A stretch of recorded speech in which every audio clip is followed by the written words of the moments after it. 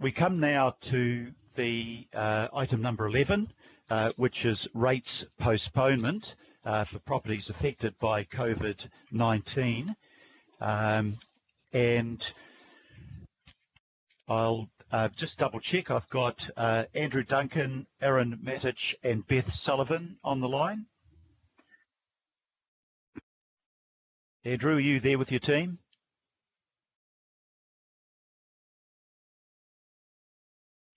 That does create a difficulty for us. Hi, Andrew here, having turned his mic on.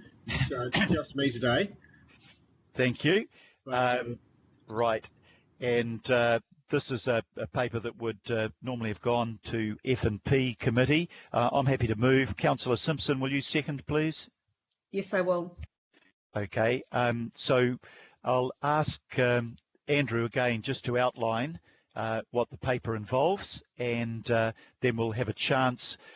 I think on this paper I'm going to revert, given the experience in the last one, back to just doing it on a roll call basis.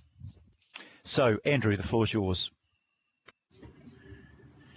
Good afternoon. This report's recommending the adoption for consultation of an addition to our rates remission and postponement policy of a postponement scheme directed at people affected by COVID-19.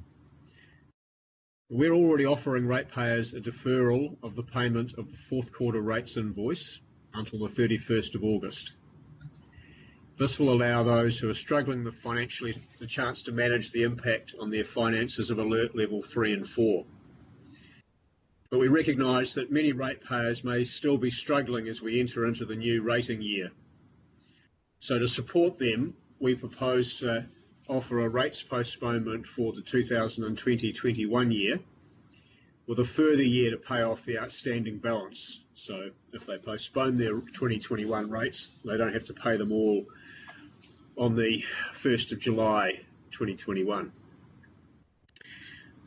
The draft policy you've got, we'd like to make a minor amendment to that after this meeting, just to ensure that those ratepayers who do ask to postpone their 2021 rates can carry over any fourth quarter deferral they haven't paid.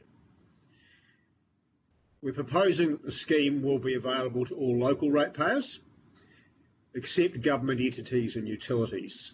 So government entities can rely on support from the Crown, and while we expect utilities will be affected by the economic impact, we think they'll still have strong cash flows and should be able to manage their rates.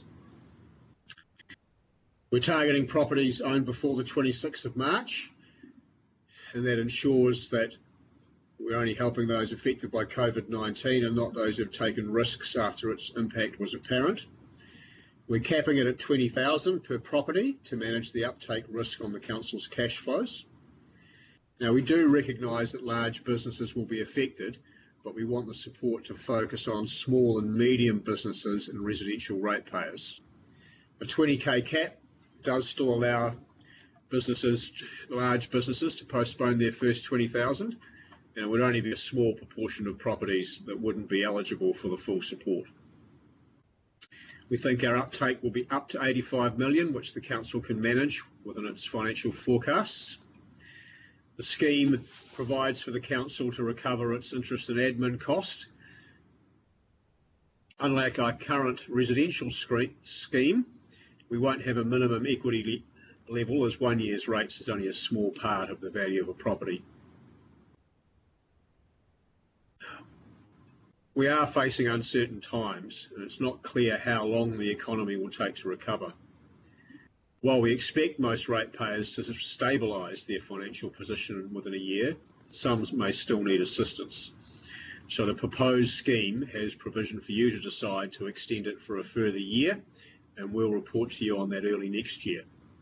I'm happy to take any questions.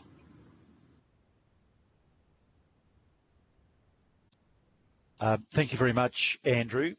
So what I'll ask is if councillors can run through their comments and questions combined, and I'll just do that in alphabetical order. Deputy Mayor Cashmore.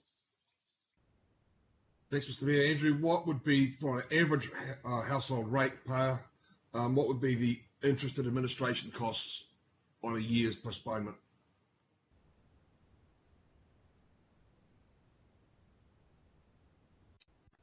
The council's current, I think our average cost of funds across our portfolio is about 4%. Marginal is about 1.5%. The administration costs, we haven't established exactly what they would be yet. We have identified in the paper that we don't propose requiring people to have a statutory land charge, and that avoids $160 of cost. We'll be looking to administer this as cheaply as possible, and we'll take some time over the next couple of months before, 7 weeks before a decision's made to establish exactly where we should set that fee, which we'll do through the councillors. If we went with our average cost of borrowing for a year, for the average residential ratepayer, it might be around $50 for a year's rates. Thank you.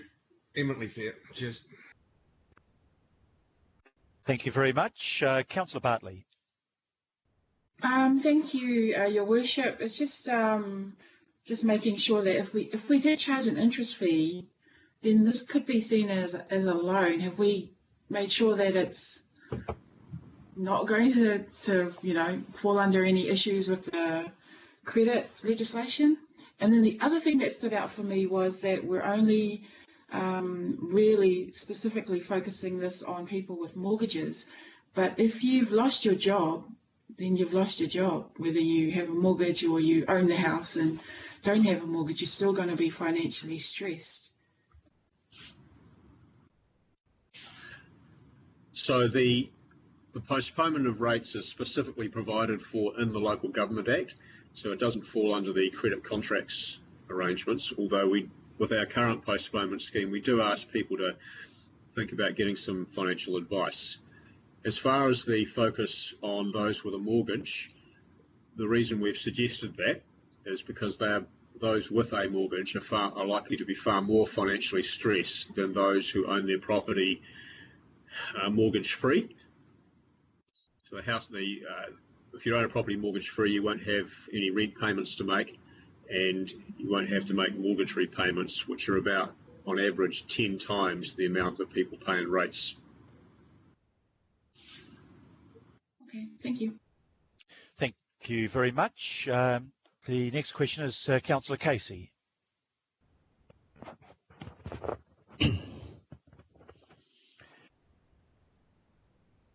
Are you there, Kathy? I'll come back to you if... Andrew, my question's specifically about churches and religious organisations. Can you just say a few words about them? Are they treated as not-for-profit? Churches and religious organisations are primarily non-rateable for nearly all of their activity based on the decisions that the councils made last year. If they did, however, have a business operation that was still being rated, then they would be able to apply under the scheme, under the business rules for the scheme, if their business was struggling financially. Okay, thank you. Thank you. Councillor Collins. Nothing from me, thanks, Mayor. Thank you. Councillor Coombe. No questions or comments from me, thank you, but happy to support. Thank you. Councillor Cooper. Nothing for me. Very good package of help. Councillor Dalton. Nothing from me, I support. Councillor Darby. No, with support. Councillor Filipaina. Just one question, Your Worship. So the ability for those homeowners to not pay rates until their homes are sold, that's still an option, isn't it? Yes, our existing policy would continue. That's for residential ratepayers who've lived in their house for 2 years. That will continue. Okay, thank you. Happy to support. Thank you. Councillor Fletcher. No, I support this. I just note with Andrew that we are anticipating people will hopefully be back on their feet in a year. But I like the fact that there is provision for us to look beyond that, because I think what we are facing at the moment will be a bit harder and a bit sharper than just a year's recovery. Thank you. Councillor Henderson. Yeah, thanks. Just delighted that we can support the people that really need it and the people that are really struggling out there. So happy to support. Councillor Mulholland. Great work, team. I think it's fabulous to support community. One question I've got, Your Worship, is do you believe that there is an absolute understanding on behalf of those who will apply once this is approved, exactly the implications? And I would like to know, people may see this and not understand the fees and associated charges and then struggle more. And so that's just a concern about how will people who take up this option, which is a fabulous option, and I totally agree with it. The other thing is just with regards to Councillor Bartley's questions too, I absolutely agree that for those that have purchased a home and may have lost their job, and we've just seen a round of losses of jobs through a number of companies, they may still be struggling. So I think we've got to be very open in the process and how we respond to community. So just that question first up about awareness of what people are agreeing to, that process, if I could have that clearly outlined, please. And if this is not the right forum, I'm happy to take it offline, but I do think we should understand that people have an opportunity. Andrew? So, our rates team will make sure that people understand any fees and charges that will be associated, or interest costs that will be associated with it. And as we develop that, we'll make sure that we're looking at getting it at the appropriate level in the context of what we're trying to do with this scheme.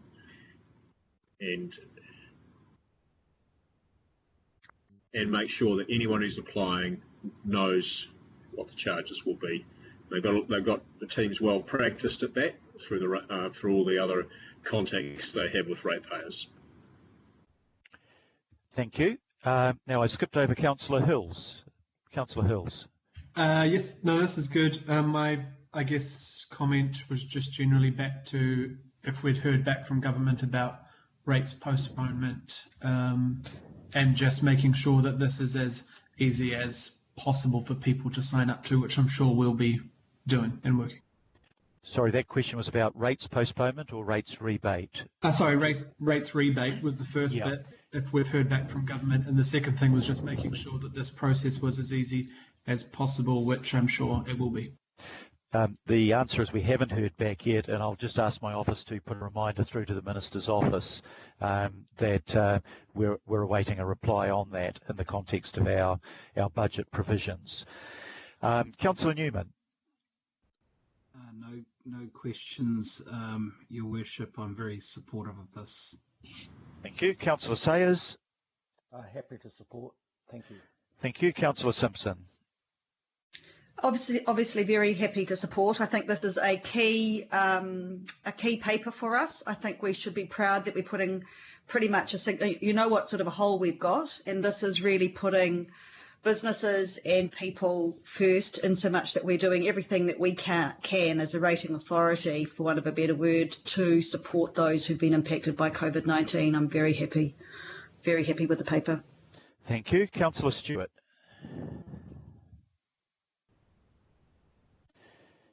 Sharon, are you with us on the line? No, I just had to try and find the mouse. Okay. Okay. Yeah, no, I'm very supportive of this, and I'm really pleased that with the question that Tracy had, and I was going to touch on about the rates rebate, so that's good. We're going to find out. Thank you. Thank you very much. IMSB Chair David Taipere. No issues, Your Worship. Thank you. Councillor Wayne Walker. Very supportive. Thank you. Councillor John Watson. Thanks, Mr. Mayor. Just a quick question and comment. So I'm assuming any ratepayer who doesn't apply for this postponement, they will automatically then generate the 10% penalty charge as per normal? Yes, if a ratepayer fails to pay their rates by the due date, they would incur the penalty, yes. Okay, so a pragmatic question in terms of communication. We know that, for instance, the $640 rate rebate from the government doesn't have as big an uptake as it could. I guess the danger I'd see in these really stressed circumstances is that it all becomes a bit too much for people, and unless there's a very clear and repetitive communication that this facility is open, the last thing you'd want is people then falling into that 10% penalty regime, which is a bit like the old inland revenue where it accumulates and people get into a really dire position.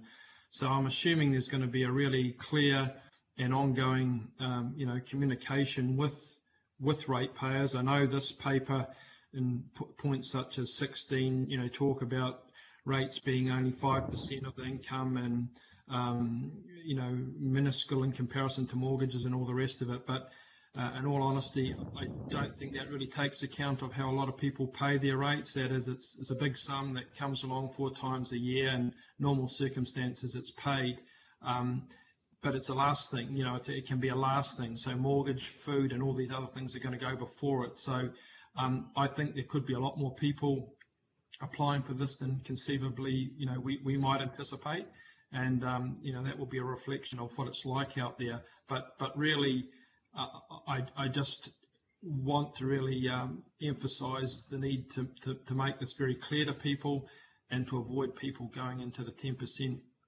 penalty regime, which then is the last thing that anyone wants. Thanks, Andrew. In replying to that, can you maybe just walk us quickly through what the procedure would be before you apply the penalty, and how we're drawing attention to people about the availability of this facility and also of the government's rates rebate scheme? So the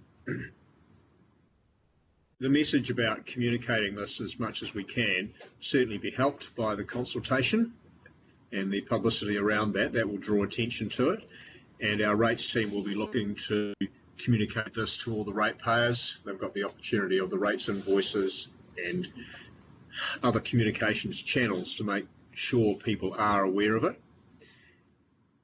The process, I'm afraid I'm not an expert on the application of rates penalties, so I can't answer that question directly.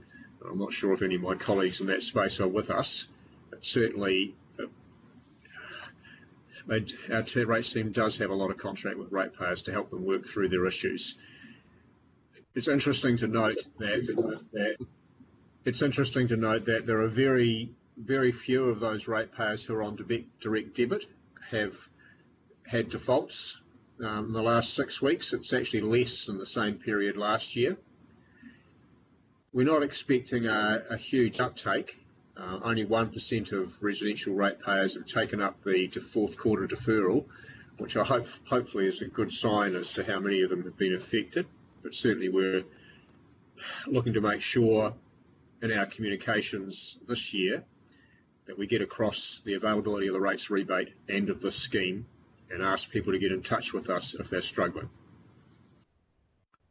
So certainly, Mr. Mayor, I think obviously the rates notice itself, if there's some very prominent positioning there, that's obviously going out to everyone, and people will look at their rates, and that's a place to really make that clear to people, and in any advertising won't necessarily get picked up in the consultation, but will get picked up, you would think, when people look at their notices and whatever else we can do outside of that by way of publicity. Yeah, I think it's really important that when we send the invoice out that people know what the options are available to them if they're under financial pressure. Thank you very much for that. Councillor Paul Young. Oh, very happy to support. Thanks, Mr. Mayor. Thank you very much. Well, that almost makes the vote a foregone conclusion, so I'll put it on the voices, however. It's been moved and seconded. All those in favour, please say aye. Aye. To the contrary, no. I declare that carried, and I think we can say that's carried unanimously. Councillors, my intention to try to get through the next paper before lunch and then take a half-hour break for lunch before we proceed to the item, the emergency budget proposal under confidential. So with your agreement, we'll proceed in that way. If I can just double check on this public consultation approach, we've got Wendy Phillip, Tim Aiken, and Kenneth Alupatia on the line. Can you indicate who's on the line from this group, please? Kenneth Alupatia here, yes. I'm here to talk to the paper. Thank you. Okay, you're leading it, Kenneth? Yes, I am. Okay. Look, I'll just I'll move the paper, and I think it's a finance and performance paper. Normally, Desley Simpson, are you happy to second I'm that? happy, Your Worship. Thank you. Okay. So, Kenneth, the floor's yours. Thank you. So the recommendations are clear. We have taken you through at a previous workshop what our overall engagement approach is, but to draw your attention to probably 2 or 3 elements of your approach, of our approach. Firstly, have your say events. So the intention here, due to COVID-19 and the requirement for social distancing, is to, instead of face-to-face community, have your say events, conduct online webinars, and they will run during the consultation period, and the purpose being to provide information to the public about the consultation issues. They will involve obviously subject matter experts and elected members being present, and these are currently events that are being coordinated and scheduled to fit with council availability. Secondly, letter drops. So there was a query earlier around, well, can we do letter drops to all residents of Auckland? There's a table in the paper that talks about the pros and cons of option 1 and option 2. What we are recommending here is that we do not do letter drops because the communications campaign that Dan Lambert and the team have outlined and the communications channels that we're using to raise awareness is quite comprehensive. And from a feedback perspective, the proportion of feedback forms delivered to council as a result of mail drops is very low. Overall, 20% of all submissions are written, and of that, a very small proportion of that are a result of people sending them in from mail drops. In fact, 80% of all of our written submissions are from our community partners, who are very helpful in regards to reaching those demographic groups and communities that don't normally participate. And lastly, the other element I draw your attention to is the online survey that we're planning. So the online survey will allow us to ensure that we have evidence around public opinion in relation to the consultation topic issues that is statistically representative of the population of Auckland. And it will align with the demographics of the Auckland population. So we can ensure that within the people that participate or provide their views, it is a cross-section of Auckland that is robust. Without that, we risk just hearing from those who normally participate or a narrow cross-section of Aucklanders. Another thing to note is that it allows us to get reliability at both the regional and local board level. At a regional level, we expect a margin of error between 1% and 4%, and at a local board level between 8 and 10%. So that's allowing obviously yourselves to make decisions with confidence as to what the public opinion is.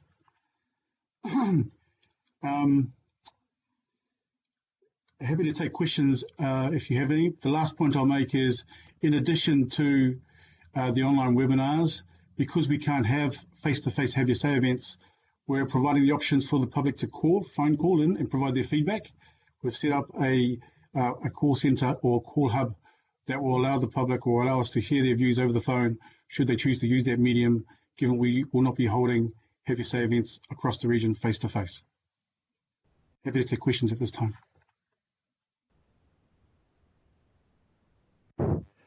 Thank you very much, Kenneth. We'll run through questions and comments as we did in the last paper, but I'll work in reverse order. But just before I start that, can you tell us a little bit more about how you feel that the webinars may work? Have we used webinars before in a consultation process? How effective, if we have, how effective were they? And can you give us an indication of the sort of participation that you want from your local board and from your ward councillor in those particular webinars? Sure. So the webinars are something that we haven't tried here at Council. So this is an innovation that we're putting in place as a result of not being able to run the Happy Say events. We do see that there are other councils around New Zealand, Wellington, for example, New Plymouth, who are employing these types of engagement platforms online to provide information to their constituents.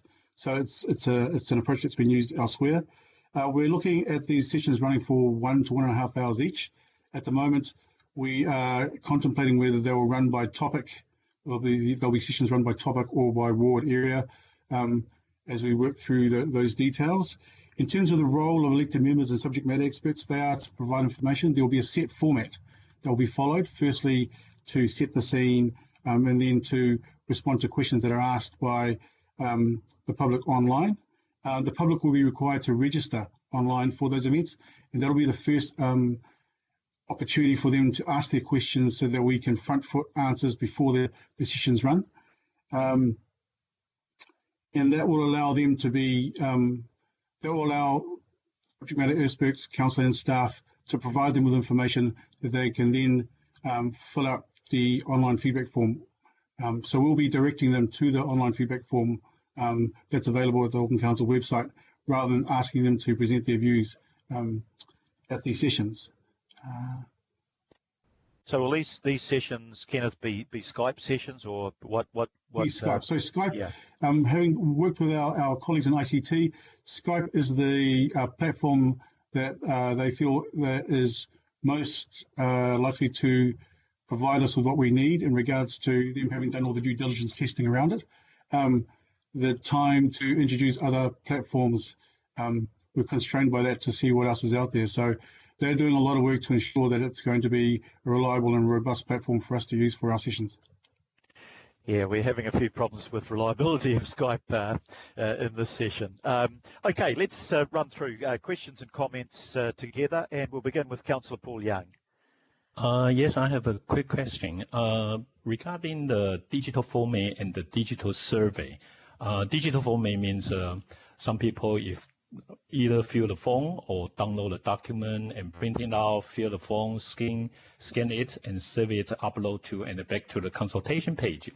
Looks like not really user-friendly. So do we consider have a digital survey in English version also for those translated consultation paper like Korean, Chinese, Tonga, Samoan, Maoris? And because my experience for last couple survey consultation in Howick Ward, particularly for the Flatbush Laser Center, the design consultation. Before the consultation, I asked the staff, they expect probably 200-300 phone feedback. And finally, that's more than thousands, so 3-4 times.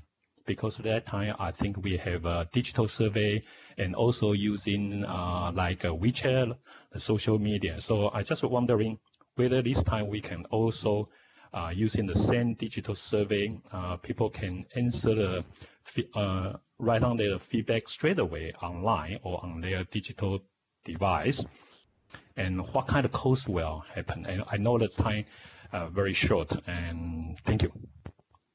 Thank you, Paul. Kenneth? Yes, so thank you for the question.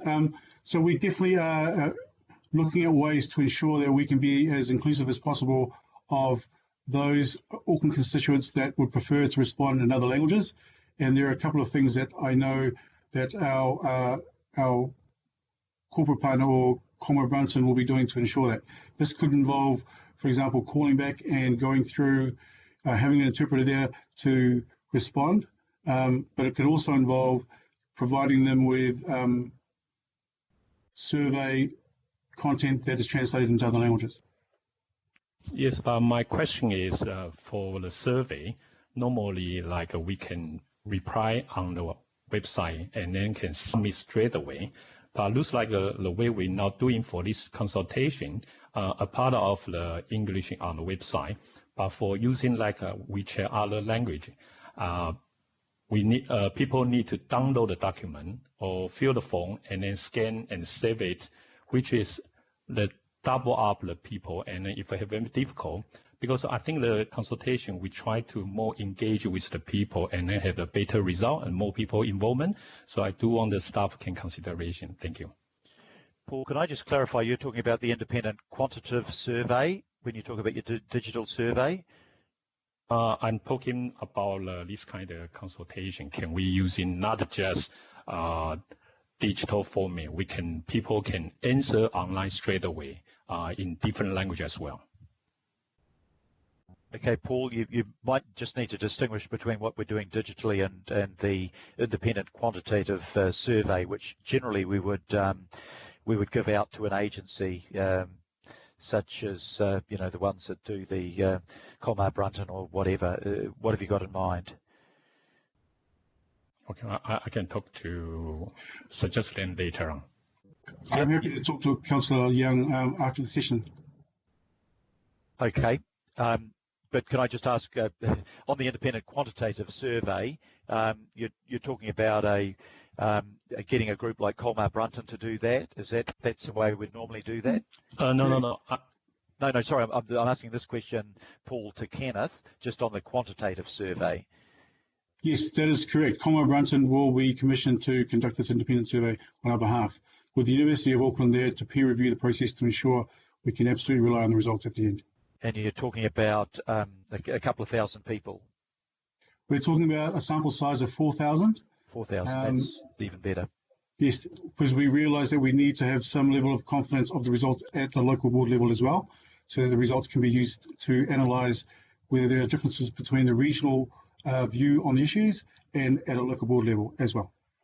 And if I can ask you, Kenneth, just to get in touch offline with Councillor Young about the way that some of the other work can be done, so we're totally inclusive of different communities and languages. Councillor John Watson. Thanks, Mr. Mayor. Pretty challenging times for you, Kenneth, with this, and good to see the commitment to genuine and high quality engagement that's stated at the outset there.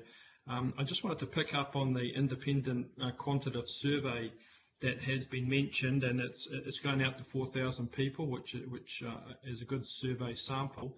At the very end there, Kenneth, it mentions that this particular survey, which is is a very important one, is less than 50% of the cost of the LTP survey done in 2018. So what does that put the all-up cost for this particular survey at then?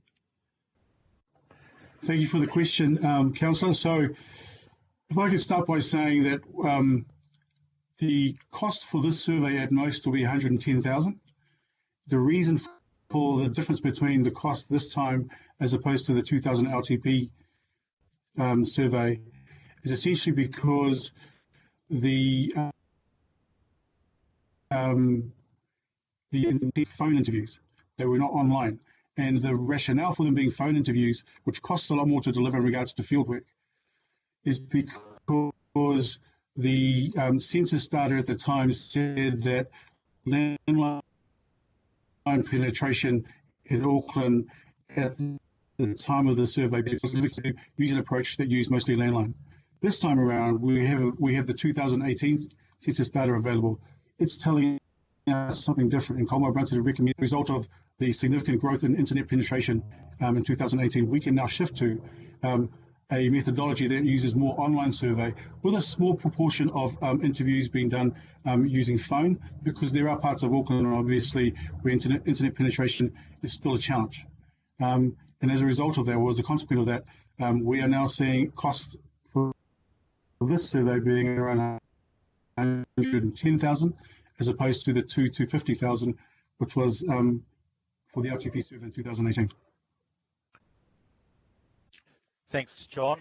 You happy with that answer? Do you want to follow up?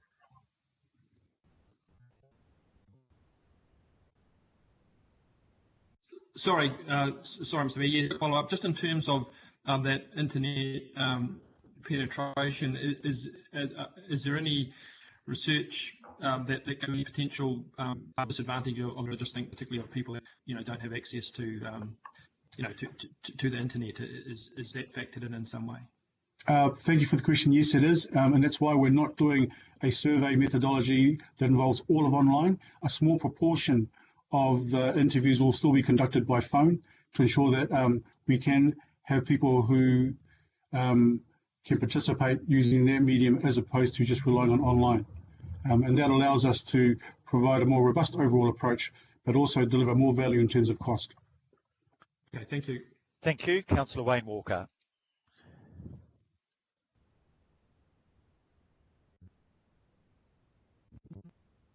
I'll come back to Wayne.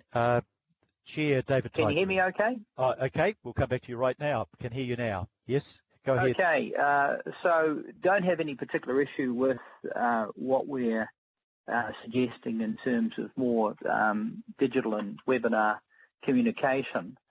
I guess what associates with that in terms of what we're communicating, in terms of what we're going out with, is the opportunity to make that more digitally friendly. So, for example, if we had some form of video that was communicating our situation, going through a number of points, explaining it, that would make it much, much easier for people to understand the situation and the differences between where we are now compared to where we would normally be. And that would then interact with, I would suggest, more informed digital feedback and better feedback in general. So I just make that suggestion, and also the suggestion that we provide good graphical information, good graphical financial information about our situation so that people understand the impact of the revenue loss that we've experienced, where that revenue loss has occurred, and what the impact of that is across the organisation. Kenneth, is that possible if you're doing a quantitative survey like that?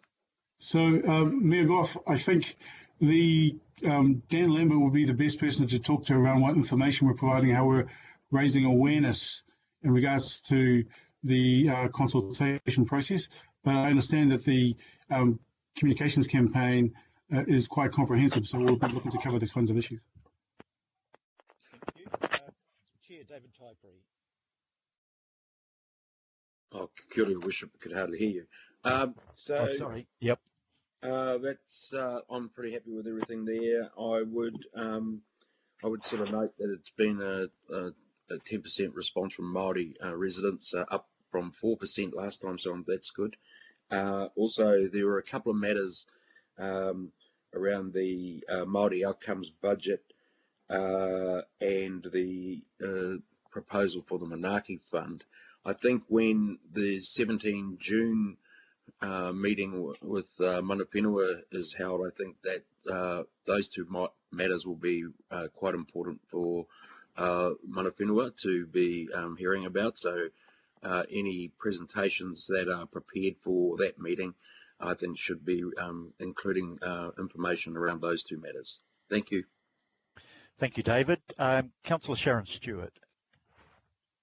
Yes, thank you. Could we just make sure that we get some samples sent to some of the retirement villages? Because I know in the past, quite often when I've spoken to people at retirement villages, they haven't really had anybody come out to see them, or forms, or can we just make sure that there's a good sample across the region? Thank you. Kenneth, any comment Absolutely. on that, please? We can definitely follow that up. Thank you. Councillor Desley Simpson.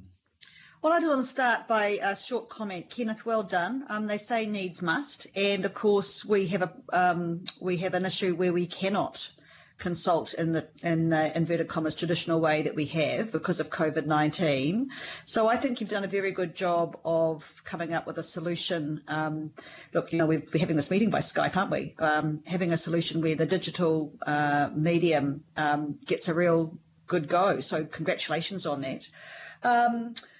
I looked at the letter drop, but I think, the cost was prohibitive. What was the cost of putting everything into every household? Did you have an actual figure around that? I think the estimated figure was around 650,000. Yeah, I mean, I just think that whilst that conceptually was a good idea, the sort of cost outweighed the advantage. Look, I just want to go back to Paul Young's comment, and I think he made a good one. And look, I'm interested in the other councillors' comments on the issue of cultural engagement via languages other than English. And the way that's handled digitally. I think that's a really good point to bring up. And I don't know whether we have the resources in-house to receive information back, potentially where English isn't a second language, and translate it back. But I just think that's worth pursuing. If we're really going to look at ethnic communities, that may be a really good way of, he was sort of talking about WeChat and stuff. If you can take Facebook or as a social media platform and take that feedback as being valid, I just wonder how we do that. It's certainly worth pursuing from my perspective. But look, congratulations, thank you, and I'm very happy to support this way. We will engage. Thank you. Thanks, Kenneth. And just to reiterate the point that Councillor Simpson's made and I made, if you can get back to Councillor Young so that we do ensure that no section of the community isn't aware of their ability to participate in this process because of language barriers. I think that's critically important. Councillor Greg Sayers. Thank you, Your Worship. Yeah, I'll just look as a segue in from your comment there. I would encourage Councillor Young to continue his conversations with Kenneth and the other officers, because I think what he's saying is that there are other digital platforms that we could utilise that are intuitive these days to many people, and we haven't accessed those yet, as well as being in other languages. So, look, first of all, I'm really going to enjoy seeing how the results of using these new mediums. Kenneth, well done. I think it's opportunity there for us to learn. So I'm going to fully endorse the recommendation, Mr. Mayor. My question is just one around the phone option where people can call in and register their feedback over the phone. Does that also, during that conversation, can people, do they have to just answer the questions, or can they also ask questions and get feedback? Will those type of people with the right advice be available over the telephone to answer those type of questions, or is it just a matter of giving their feedback as per normal submission forms without the opportunity to ask questions? Could I just get some information on that, please? Thank you. Thank you, Councillor. Thank you for the question, Councillor Sayers. So the phone call conversations with the public in regards to them providing feedback will obviously primarily focus on eliciting their feedback on the consultation topics. However, if the public do ask other questions or want to talk about other things relating to council, we obviously will then commit to ensuring that appropriate departments get that information and respond quickly. We do realise that then we may be challenged in terms of questions being asked during a phone conversation that we won't be able to answer. So we'll be ensuring or seeing that we can get subject matter experts with us, or making commitments that we will get back to them as soon as we can. So within a 48-hour period, just to make sure that we close the loop where those questions have been asked by the public. Oh, great answer. Thank you very much. Just a clarification, Kenneth, are the phone calls with people who are actually there, or are they robocall type conversations? Sorry, Mayor Goff, I'm not sure what we mean by robocall conversation. Where you've got a robotic voice that's asking the questions and recording the answers. Or hello, this is Auckland Council. Our team will be there. So we've actually recruited people from within the organisation to actually man the phones over the consultation period, and they've all been trained to ensure that they can do it appropriately, and they'll be there for sets, I think 3 shifts a day over the consultation period, just to be there to take those calls, or recall back people based on appointment that they make with us. Okay, yeah, better to have a real person than a robot, I say. Councillor Daniel Newman. No questions from me. You could get a whole lot of good telephone canvassing done, but no, look, I'm very happy with this. Great, thank you. Councillor Tracy Mulholland. Thank you, Worship. Kenneth and team that have worked on this fabulous work. I'm particularly interested in this type of work as well, so I want to congratulate you. I have thoroughly gone through their report. One of the questions I do have, because I am a supporter of sending a personalised letter, but of course the budget is prohibitive, and I wonder whether councillors might like to each contribute some funds to going to their own communities with a letter. So that's one question and an option. And I'm a great supporter too of making sure that we share with our diverse community. I want to support the platform, the webinar. I think that's a great approach. Let's see how people go with it. Maybe they will be over it by the time we go into this, but also supporting WeChat and those platforms. They are extremely popular and it helps people to understand, but yep, supportive. And yeah, maybe councillors might like to consider buying in on the letter drop themselves personally. It's in question whether councillors would or would not. I don't know. I think that'll be an option for anyone that might want to do that within their own ward. Thank you very much. Councillor Richard Hills. Thank you. This is very comprehensive. Thanks. It's great to hear the staff are jumping on board from within the organisation instead of contracting too much of it out.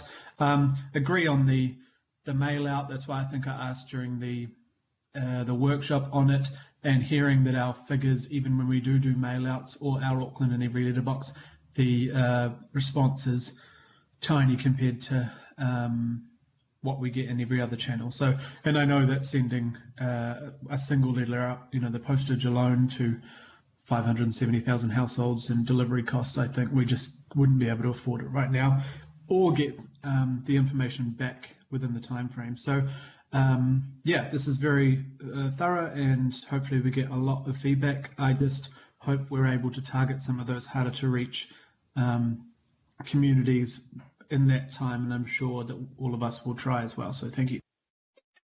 Thank you, Councillor Hill. Sorry, your mic must have gone dead on me because I didn't mean to talk over you. Councillor Shane Henderson.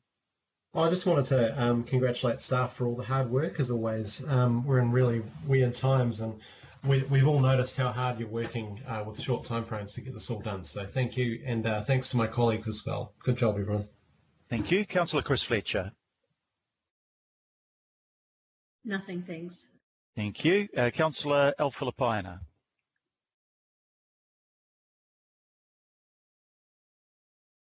Sorry, Your Worship, nothing here. I was just watching. Thank you. Yep, no problem. Councillor Chris Darby. All good, thanks, Mayor. Thank you. Councillor Linda Cooper. No, I'm comfortable with everything, thank you. And I just jumped Councillor Angela Dalton. Angela? Thank Sorry you. about that. No, that's fine. It's really great, Ken. Thank you. We are in good hands. I just didn't see, it might have been in there, just something that's going through Neighbourly, because I have it on good advice from my older neighbour up the back. That's the go-to for some of the older residents. Other than that, thank you. Kenneth, any comment on Neighbourly? We'll follow up on Neighbourly to ensure we do something there as well. Thank you. Councillor Pippacoon. Thank you, Mr. Mayor, and thank you, Kenneth, for the work in bringing this to us. Appreciate it's a big ask to kick into another consultation round, particularly these times. But it's very supportive of what's proposed. I guess the big concern I have is in regards to the webinars, and my heart sank when you said it was going to be via Skype, not just because of the awful technology problems we've had today, but also because it's just not a platform that is a social media platform in terms of interaction and how it attracts people to it. Like, that just seems like a very rigid approach of doing something quite different And having done sort of tried out a Facebook Live as part of a local board consultation, which kind of it was done in a very amateur way, but that attracted hundreds more people than would have ever come to a consultation meeting. And just seeing how during the lockdown there's been lots of creative ways that councils have engaged, and particularly, and this was an independent response, but 2 councillors in Wellington who've put together the Aotea Town Hall Facebook Live presentations, and they've just had a tremendous response. So it's a query and a concern, I guess a question in terms of what is the thinking that we don't want these webinars to be far more kind of attractive to those who want to be interacting with council via social media? Thank you for the query, Councillor Coombs. So the decision to go with Skype was one that we worked with ICT around, looking to see within the timeframes what level of due diligence we could carry out to ensure we had something that would be usable at this time. That's not to say that we aren't also considering other platforms that I'm sure you're aware of outside of this consultation process that we could use for other future consultations. So yes, we do aware that there are I'm aware that there are some limitations to the Skype platform, but I think given the purpose and our intention here, will provide sufficient or adequate engagement as a tool. In terms of Facebook Live and other platforms, yes, they're exciting platforms, and that's something we can have a conversation offline around to see what we can do for those councillors who might be interested in looking at using those tools. But for the purposes of the set number of webinars that we're going to carry out, we have committed to using Skype for the purposes of this consultation process. I hope that answers that. Yeah, fair enough. And I guess just to throw in there that if it is going to be via Skype in a very formal way and not really an interactive way, that they are done so that they can be a resource that people who like to watch something and absorb information visually that they can go back to and refer to. So I would very much like to see them done based on topics. Yes. I think that's where they would add more value. But, just throw that in there. Yeah, I agree. But we'll come back to you once we've firmed up the format and whether it's going to be by topic or by theme. But yeah, Eddie Toyavi is helping us lead the charge there. So he's looking to be someone that will be helping to facilitate those sessions, those webinar sessions. Who's that, sorry? Eddie Toyavi. Oh, great. And he's got some, if you know Eddie the way that I do, he's got some exciting, innovative plans or creative plans that he'd like to inject into the session so that not so structured or, did I use the word boring? Okay, my heart is just lifted hearing about Eddie's involvement. Thank you. Eddie will add some zest to it, undoubtedly. Councillor Collins. Thanks, Mayor. Just a couple of comments and then a question to you, Kenneth. I just wanted to agree with where the commentary was leading from Councillors Young, Simpson and Mayor Goff, just in relation to how we connect with diverse communities. I was interested because when Councillor Coombe raised the idea of Skype, and I'm really Skype has lost my confidence. I'm sorry, Mr. or Mrs. Skype, but you've really lost my confidence. And then when you talked about Facebook Live, you said the word you used to describe Facebook Live was exciting platforms, and then when we were talking about Skype, you were talking about an adequate platform. And I guess that's part of my concern is that, this is post-COVID, this is an emergency budget, but we don't want to go with what's adequate. And I understand that there's time constraints, and I welcome the idea that you've said that we might be looking more at exciting platforms at future engagement. But I just think it was an interesting take on the words and the descriptors that were used in relation to how we get information back. Just like Councillor Coombe, I'm excited that Eri Tuiavi'i is has been drafted into your team so that he can assist. My one question, though, was in relation to point 14.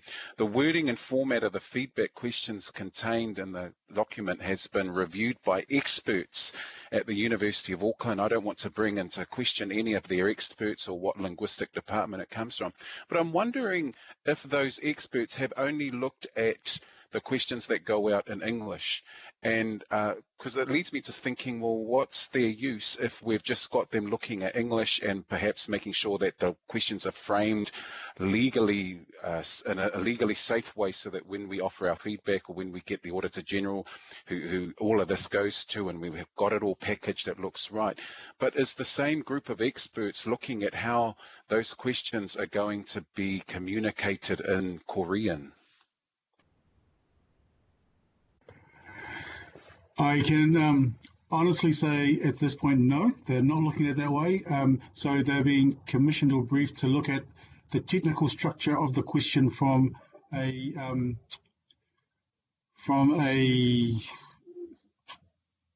quantitative survey perspective, or but not from a language perspective, which is something that we will take on board going forward and see what we do about that.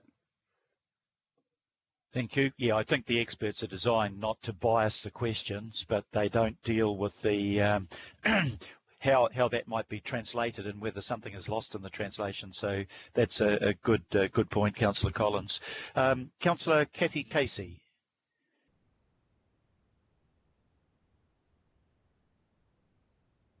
Thanks, Ken. I have a question. I haven't done a webinar before, but my read is this.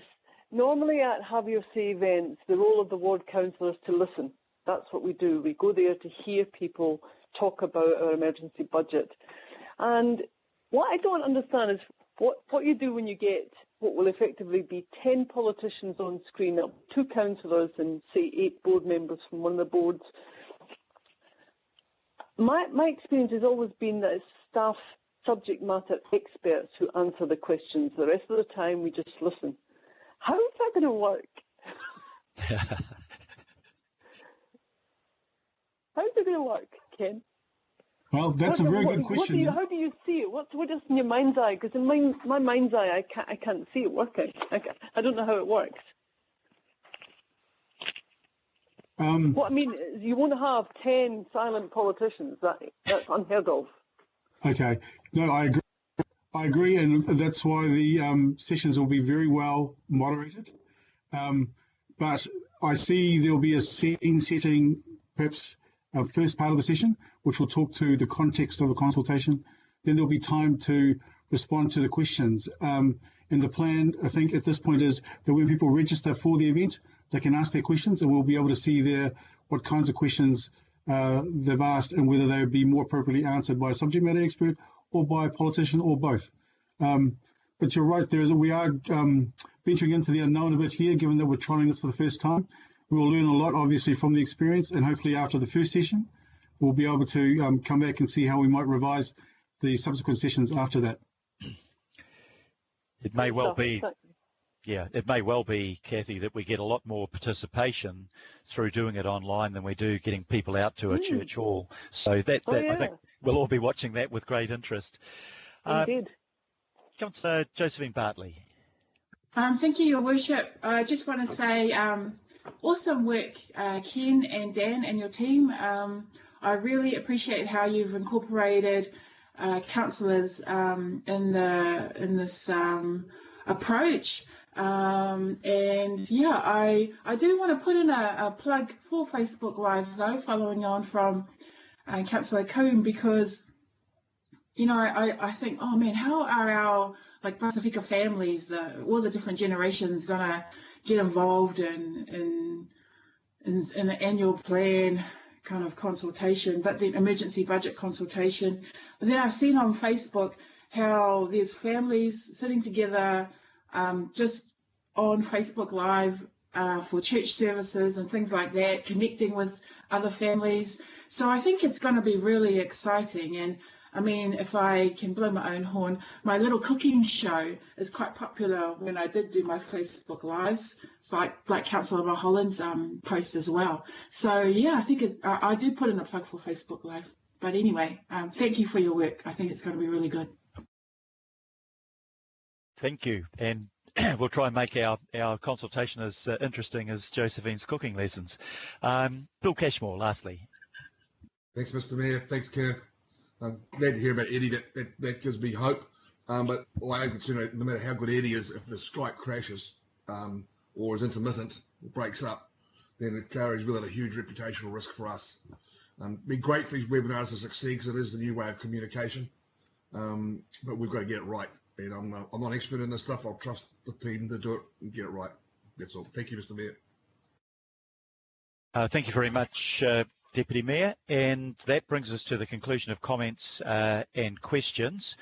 So, Kenneth, quite a lot of support for your approach there, but with a little bit of concern about some of the technological holes that they can fall down, which we've experienced today. So the recommendations have been moved and seconded. I'll put them on the voices. All those in favour, please say aye. Aye. Aye. To the contrary, no. I declare that carried. Just before we break for lunch, I'll move the recommendation that, I've got a consideration of extraordinary business and there is none. So that brings us to the procedural motion to exclude the public, and that's on the basis of the confidentiality of the financial information at this stage, but noting that that information will be with the public presumably after our meeting next week. So I'll move the motion to exclude the public. Do I have a seconder, please? Councillor Mulholland. Councillor Mulholland. I'll put the recommendation. All those in favour, please say aye. Aye. Aye. To the contrary, no. Carried. And can I suggest, councillors, that we take a break for lunch now and that we resume at 1:35. Okay, and we'll come back, of course, on the confidential.